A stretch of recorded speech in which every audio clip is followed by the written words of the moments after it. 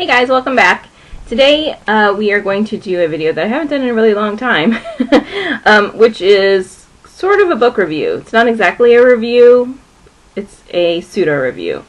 For a book that I read recently called Jonathan Strange Mr Norrell by Susanna Clarke. And the reason I haven't done one of these in quite a while is because this is quite a hefty book. And not only is this quite a hefty book, but this is actually the second time I've read it, which means that I was a little less kind of, eager and obsessed about sitting down to read it, because I had already read it once. So it took longer than it would probably take had I been reading it the first time. But obviously, if I've read it again, I didn't mind it the first time, right? So, I always try to do these without really telling you guys too much about the story and ruining anything for you, because I feel like that's super important. I don't like movie trailers that kind of show you the whole movie, before you go see it, or I don't like when people are talking about books that you haven't read and they sort of give the whole story away. And so I try really hard not to do that for you, and I'm going to try to do that again this time. This is a book that is about two magicians. Obviously, their names are Jonathan Strange and Mr Norrell. It's set back in the 1800s and in England for the majority of the book. That's kind of the main location. And the gist of it is that, Mr Norrell is a magician who ultimately becomes the only magician, the only practicing magician allowed in England. And over time, he eventually takes on basically a student, which is Jonathan Strange. And Jonathan Strange didn't start off as a magician, but he kind of sort of falls into it, sort of is destined for it, that sort of thing. And so Mr. Norrell takes on Jonathan Strange as a student. Mr. Norrell is extremely conservative when it comes to magic, and he's very controlling about it, which is how he became the only practicing magician to begin with. And in his teachings, he's very conservative about the information that he will give, Jonathan Strange, that he shares with him. And he's kind of controlling about what kind of magic he wants Jonathan to sort of be allowed to practice in a lot of ways. And sort of resulting from that, Jonathan is a little bit of an arrogant person. His personality doesn't necessarily come across as arrogant in the book, I don't think.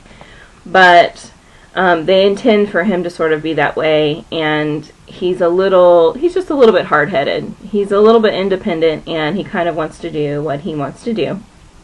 And so he and Mr. Norrell don't always agree when it comes to how they should practice or their relationship with each other.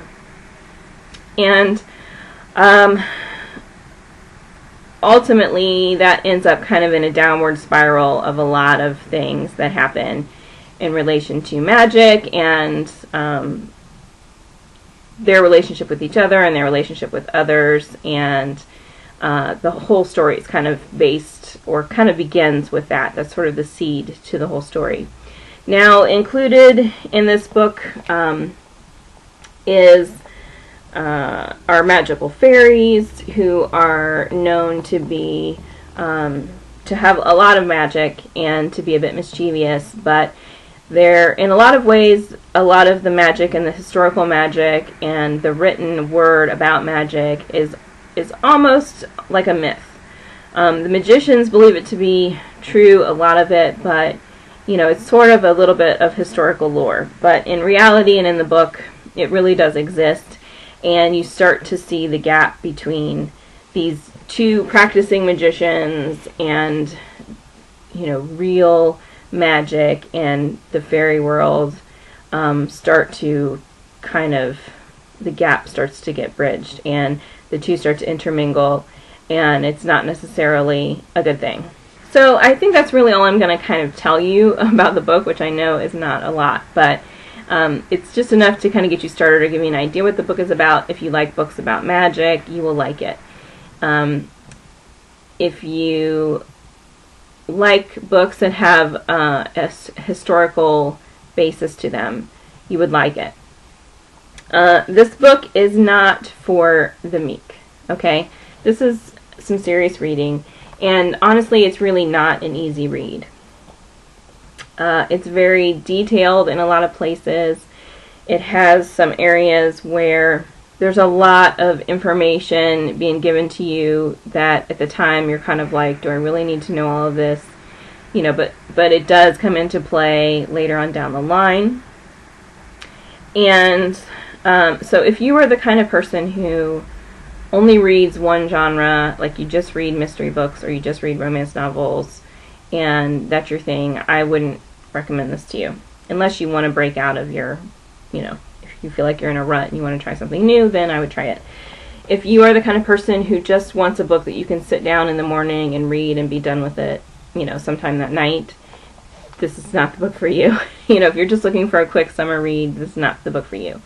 And honestly, I think for a lot of regular readers, this is not necessarily going to be a good book for them. This is the kind of book that I recommend to the hardcore reader. If you are the kind of person that will read anything, read it. If you like a challenge when you're reading, read it. If you like a book that is written differently than any other book you've ever read, read it. If you can appreciate how a book is written, even if ultimately at the end of the book you don't necessarily like the story, then read it. And I'm going to tell you why.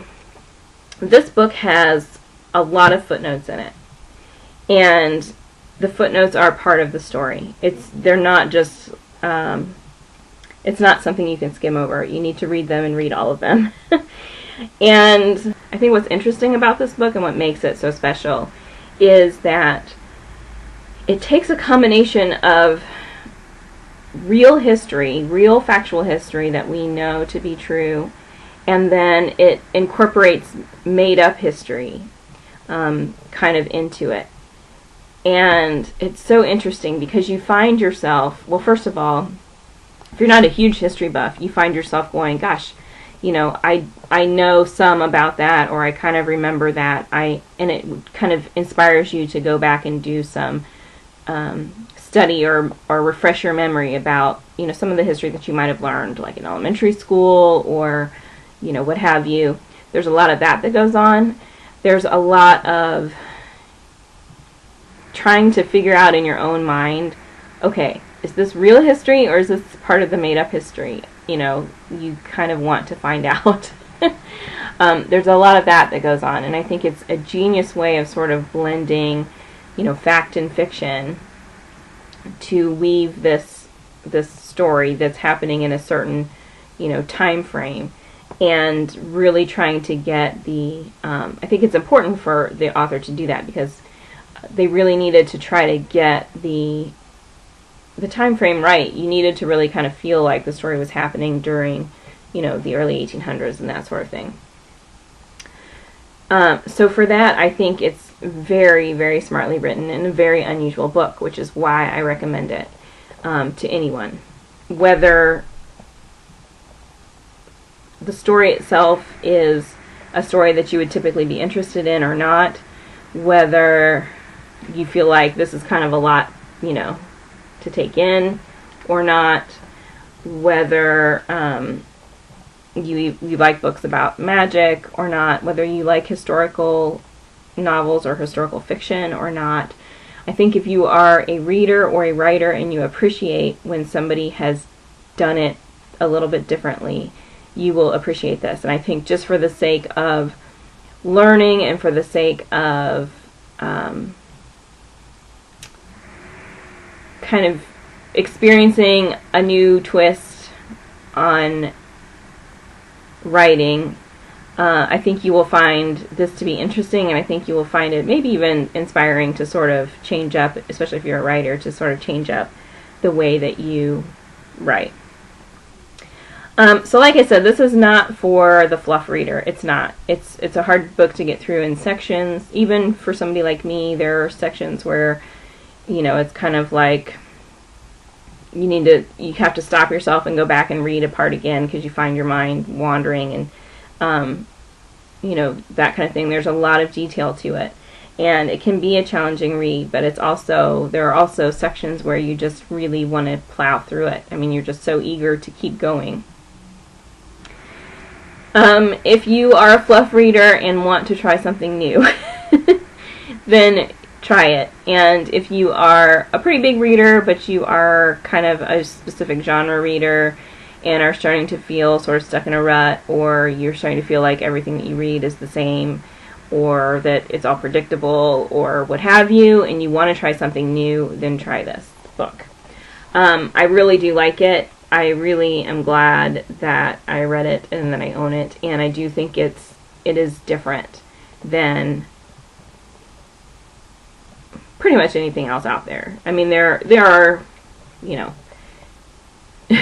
you can never say that no two books are alike, because there are similarities in all kinds of different books, but this really has a different feel for me, and I have read a lot of books, and I read a lot, and I will read anything, and I have read anything.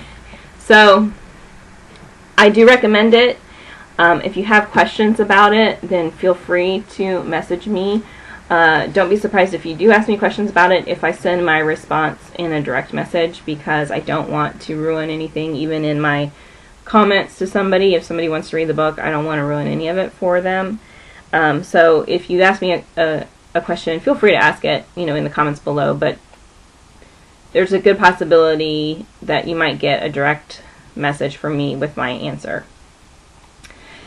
And I am already on to the next book, so hopefully we'll get back into the groove of doing these, you know, a little more often. So hopefully it won't be too long before you see another book review. If you are one of my subscribers that subscribe to me because I you know, you're interested in books, and that kind of was the hitch on why you decided to subscribe. So I apologize that it's taken so long to have another book review. And if you're one of my beauty subscribers and you don't care about books, hopefully you weren't too tortured in watching this little video either. Okay, so I will see you next time, and happy reading!